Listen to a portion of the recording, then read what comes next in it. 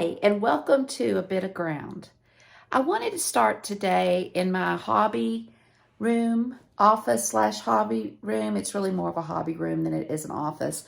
And also, it's just kind of another place where I like to go and just hang out and relax, have some quiet time.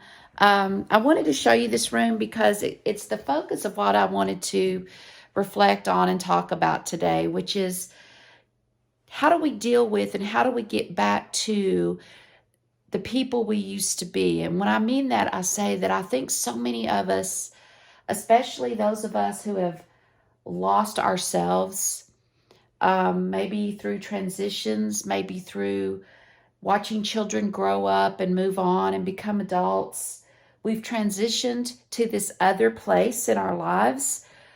I just had a very significant birthday. For me, it was 55. And for me, for whatever reason, it felt heavy. It was a really heavy place for me. And I'm usually not that way. I'm usually the type of person that's like, it's a birthday, get over it. But this time, I think everybody around me, my loved ones, were picking up on the fact that, especially my kids, maybe mom's just a little bit down. So they threw me a wonderful party. I wasn't really expecting it. Or I wasn't expecting that they were going to plan it. It was not a surprise party, but once it all came together, it was a lot of fun, and I was really, really happy that they did that for me. I also realized that this is another part of what I have come to learn in this transition time and moving into a slower, quieter pace, is that sometimes you just got to quit waiting for things to happen and quit setting your expectations up so high. Sometimes you can set expectations up so high that neither yourself nor anyone else around you could ever live up to it. And so I think that when you go from being the way I was, which was always having something I felt like I had to achieve, always something that I had to produce, always something that when I get this done, or when I produce this, or when I achieve this, it's going to be even better. And so the key for me, especially I think realizing this during lockdown, was to understand that sometimes we just got to quit waiting for things to happen. Live now, live in this time, live in this moment. And so living out here the way we do, I'm miles from anybody, miles and miles from anybody. And there can be days where I go and I don't really see anyone.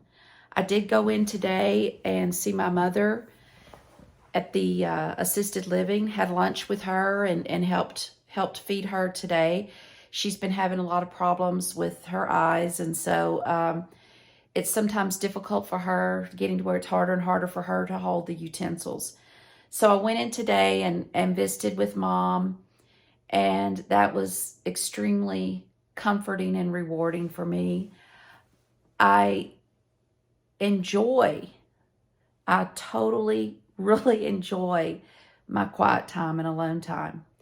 And I think one of the things that has helped me to transition, one of the key ingredients in this, is learning how to get back to the things that I have always loved. Maybe these were things that I loved as a young person, or, as a teen. I loved music. I've always loved music and writing. So I've gotten back into my guitar playing. My son is a prolific musician. He plays for part of his living. So he's very good at what he does. He's a very good songwriter.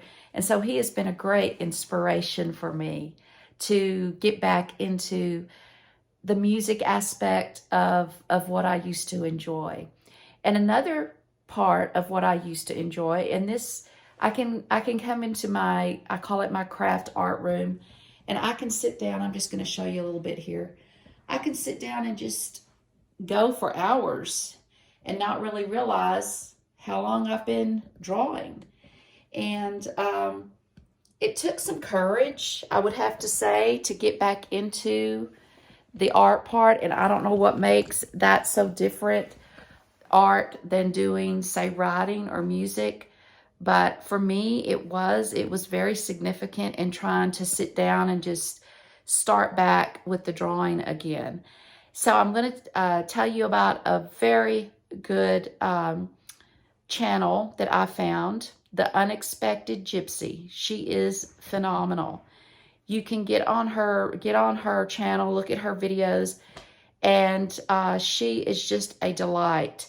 She is a true artist. This is her livelihood, and so she's not only talented, but she's a very good teacher, and she's very inspirational in that she talks in some of her videos about what you need to do just every day to get back into your own art and drawing and picking up a paintbrush.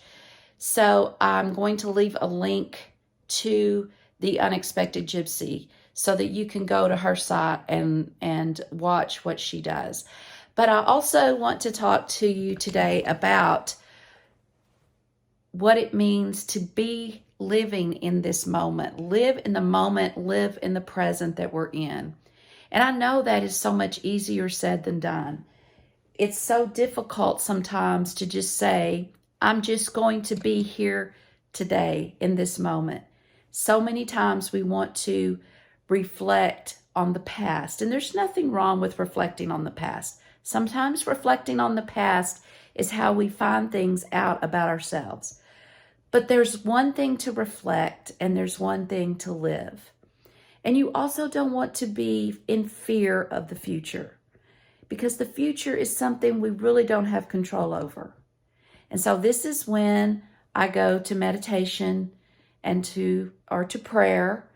And I'm not saying that you don't plan for the future and you set goals, but I believe that what has happened so much of the time is that we are, in fact, constantly waiting for something to happen.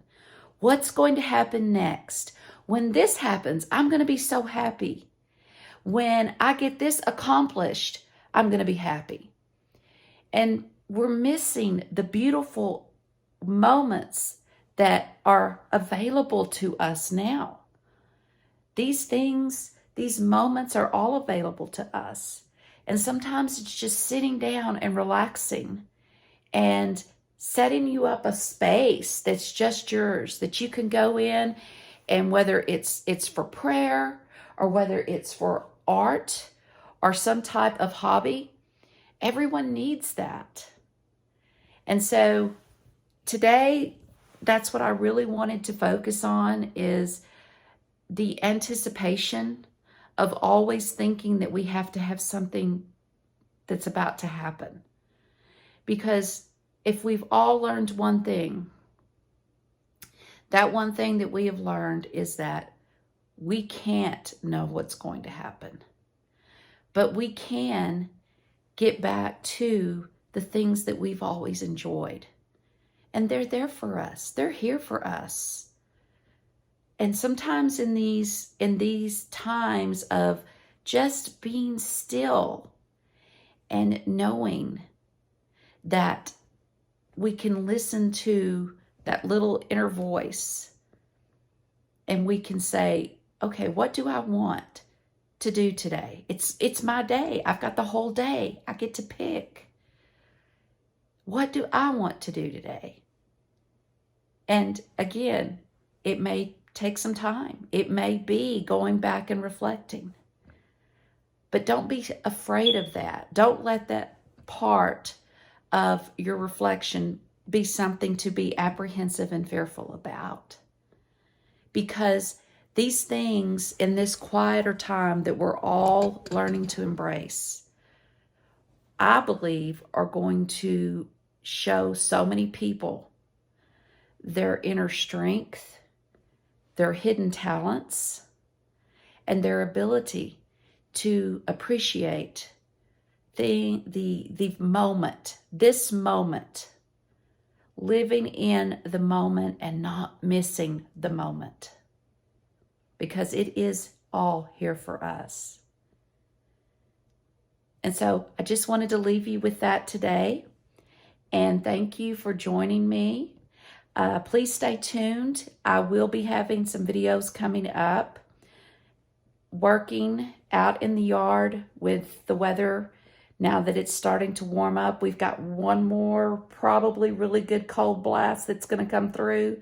It's going to be very cold this weekend, but I'm getting really excited because I'm getting ready to get my seeds ordered and get things ready for my garden. And I always start on the inside and I get my seeds and get them ready. So I'll be talking about that.